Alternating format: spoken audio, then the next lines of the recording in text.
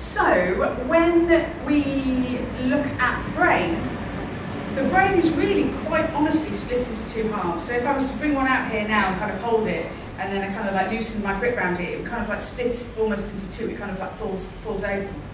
And very much like when I was saying about the masculine and feminine, the masculine is doing, fixing, sorting and achieving, that's more of a left hemisphere skill. And passive stillness and being is a receiving part of the brain, which is more of a right hemisphere skill. Which is why intuition has always been associated with women.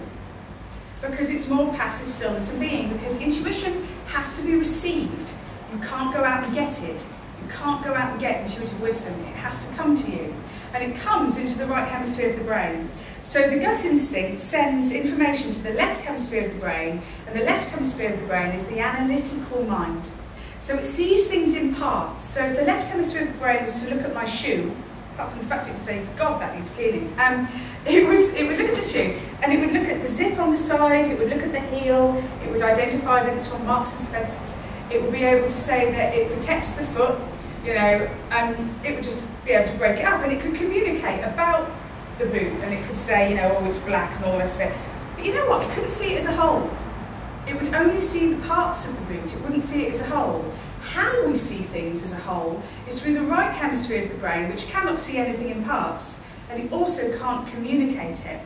So I don't know if any of you watched, there was a TED.com film by a lady called Jill Bolte-Taylor who had a brain bleed into the left hemisphere of her brain. Well, she started to become like me. I was like, I'm like that all the time. So her left hemisphere of the brain started to shut down. And so there was one point when she realised she was in trouble and realised that she was having a stroke, and decided to call for help. So she used, because she's a neuroscientist, so she thought rather than phone kind of like, you know, the doctor, she'd phone her clinic. That helps. So if something's going wrong with my brain, I'll phone my employees. That's great. So she had to look at her business card to tell a number she knew off by heart. But she looked at the shapes of the letters and matched them to the shapes on the telephone, and actually had to dial while matching shapes, not knowing what the numbers were. Because the left hemisphere of the brain, as it's shutting down, was only leaving the right hemisphere of the brain open. Now she was getting to points where she couldn't see the difference between herself and the towel when she came out of the shower. So herself and the telephone. So when we're babies, we actually don't know the difference between ourself and the cot, or ourself and the mobile. You know, so everything is as one.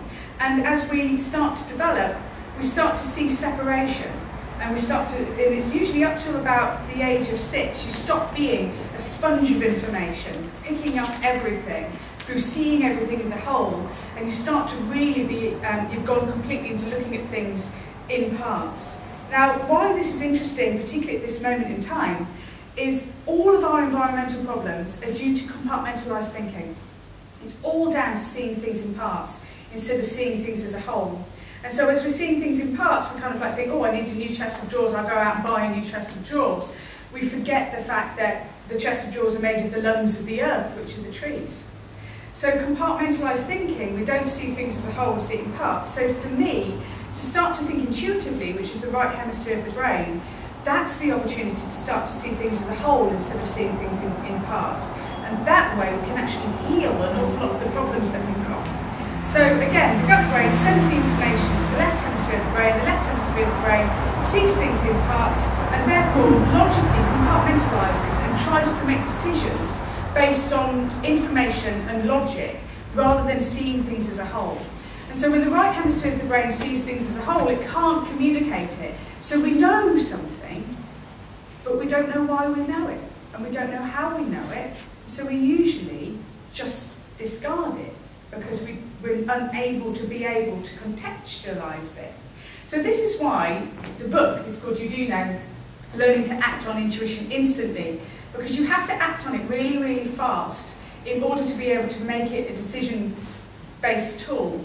Because when you don't act on it fast, then you are easy to talk yourself out of it.